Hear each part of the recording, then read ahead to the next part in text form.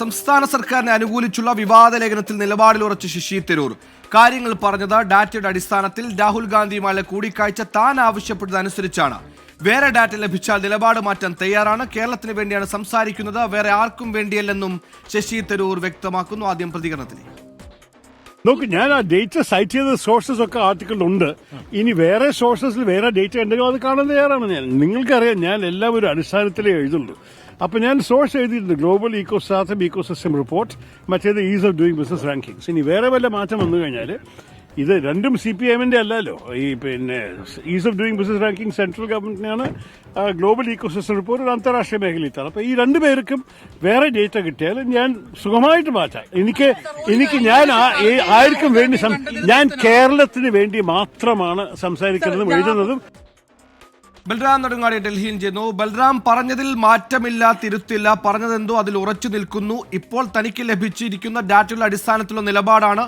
മറിച്ചൊരു data ഉണ്ടെങ്കിൽ മാറ്റാമെന്ന് പറയുമ്പോൾ കാര്യങ്ങൾ അങ്ങനെയല്ല എന്ന് ബോധ്യപ്പെടുത്തേണ്ടത് കേരള നേതൃത്വത്തിന്റെ കൂടി ആവശ്യമായി മാറുന്നു. ഒരു പുതിയ ചർച്ചയ്ക്ക് കൂടി ശശി തരൂർ വഴി തുറന്നു വിടുന്നു. എന്താണ് വിശദാംശങ്ങൾ?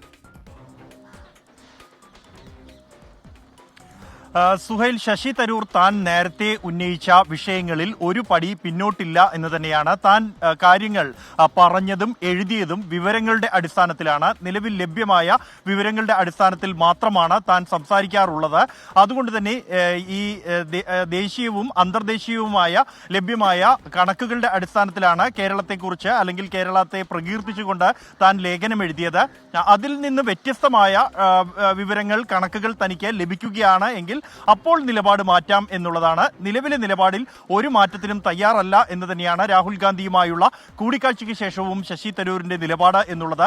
രാഹുൽ ഗാന്ധിയുമായുള്ള കൂടിക്കാഴ്ചയിൽ എന്താണ് സംസാരിച്ചത് എന്ന് പറയാൻ കഴിയില്ല എന്ന് അദ്ദേഹം വ്യക്തമാക്കിയിരിക്കുന്നു. അത് രണ്ടുപേർ മാത്രം പങ്കെടുത്ത ഒരു കൂടിക്കാഴ്ചയാണ്. കൂടിക്കാഴ്ചയെക്കുറിച്ച് രാഹുൽ ഗാന്ധിയും സംസാരിക്കില്ല, താനും സംസാരിക്കില്ല എന്നാണ് അദ്ദേഹം പറഞ്ഞത്.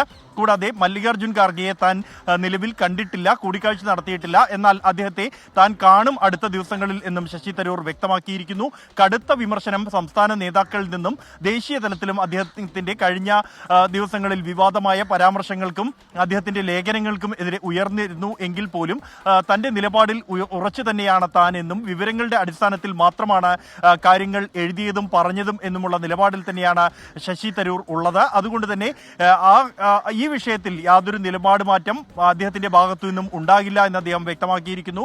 കൂടാതെ ഡിവൈഎഫ്ഐയുടെ പരിപാടിയിലേക്ക് തന്നെ ക്ഷണിച്ചിരുന്ന കാര്യം അദ്ദേഹം സ്ഥിരീകരിച്ചു. എന്നാൽ ആ വിഷയം സംസാരിക്കും മുമ്പ് തന്നെ ആ ദിവസം തനിക്ക് ഒഴിവില്ല എന്ന കാര്യം അറിയിക്കുകയായിരുന്നു എന്നും ശശി തരൂർ വ്യക്തമാക്കിയിരിക്കുകയാണ്. ഈ രാഹുൽ ഗാന്ധിയുമായുള്ള സംസാരിച്ച കാര്യങ്ങൾ പുറത്തു പറയില്ല എന്ന് അദ്ദേഹം വ്യക്തമാക്കുമ്പോഴും ഏത് പശ്ചാത്തലത്തിലാണ് അദ്ദേഹം ഇത്തരത്തിലൊരു ചർച്ച നടത്തിയത് എന്നുള്ളത് വ്യക്തമാണ്. താൻ തന്നെ ഏറെ നാളായി ആവശ്യപ്പെടുന്ന ഒരു കൂടിക്കാഴ്ചയാണ് രാഹുലുമായി നടന്നത് എന്ന് അദ്ദേഹം പറയുന്നുണ്ട്. എന്നാൽ അടുത്തിടെ ഉണ്ടായ വിവാദങ്ങളുടെ പശ്ചാത്തലത്തിലാണ് ആ കൂടിക്കാഴ്ച സാധ്യമായത്. സ്വാഭാവികമായും ഈ വിമർശനങ്ങൾ, അദ്ദേഹത്തിനെതിരെ സംസ്ഥാനത്ത് നിന്ന് ഉൾപ്പെടെ ലഭിച്ച പരാതികൾ ഈ കൂടിക്കാഴ്ചയിൽ ചർച്ചയായിട്ടുണ്ടാകും എന്ന് വിലയിരുത്തേണ്ടി വരും.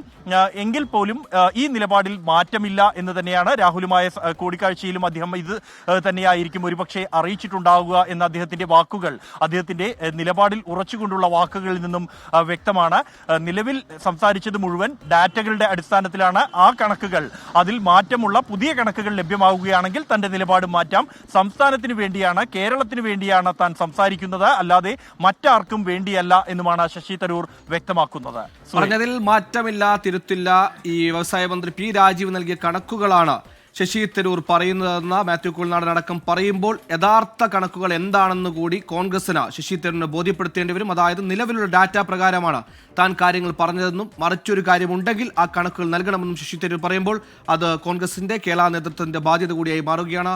ബൽറാം നെടുങ്ങാടിയാണ് ഡൽഹിയിൽ നിന്ന് വാർത്തയുടെ വിശദാംശങ്ങൾ നൽകിയത്. പുതിയൊരു ചർച്ചയ്ക്ക് കൂടി വഴി തുറക്കുന്നു ശശി തരൂർ.